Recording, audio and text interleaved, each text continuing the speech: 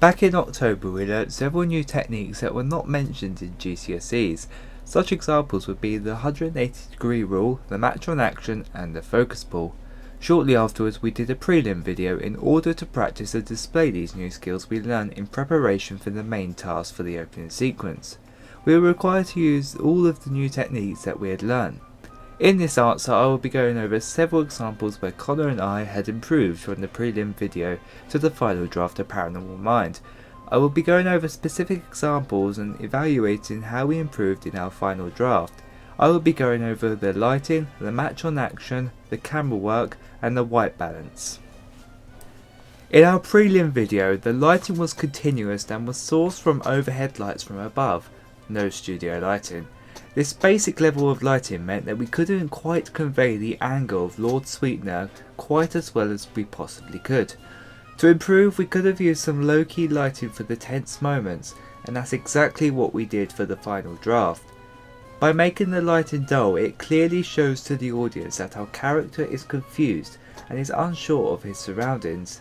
This would make our production easier to follow and more pleasurable to watch. Our prelim featured match on action, something we had just recently learned. This involved the camera cutting to the mobile phone and then back to the administrator. Overall this match on action was a bit clunky and a bit too short, which requires some improvisation of freezing a frame for a few seconds. We made sure to drastically improve our match on action in our final draft. As you can see in the upcoming clip, the match on action is much smoother and doesn't distract the flow of the production, therefore providing a strong continuity edit.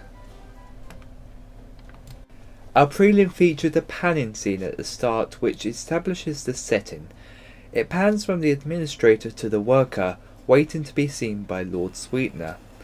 During this pan it was clear to see that the camera jerked quite fiercely due to the tripod being a little bit too stiff.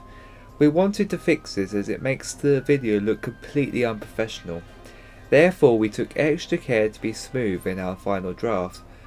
We resulted in a video where all pans were smooth and the only shakiness came from intentional use to convey fear and suspense.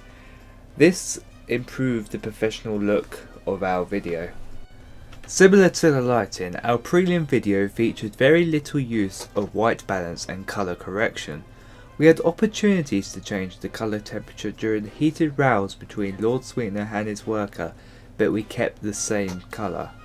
This would have made Lord Sweetener's aggression much less apparent to the audience, and so they may find it more difficult to follow the story.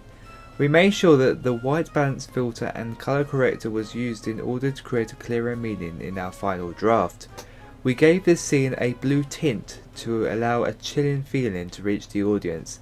This also allows the visuals to match the audio better, which at the time is a tense music score. More variation of colour at appropriate times will make the production more recognisable as a thriller to the audience.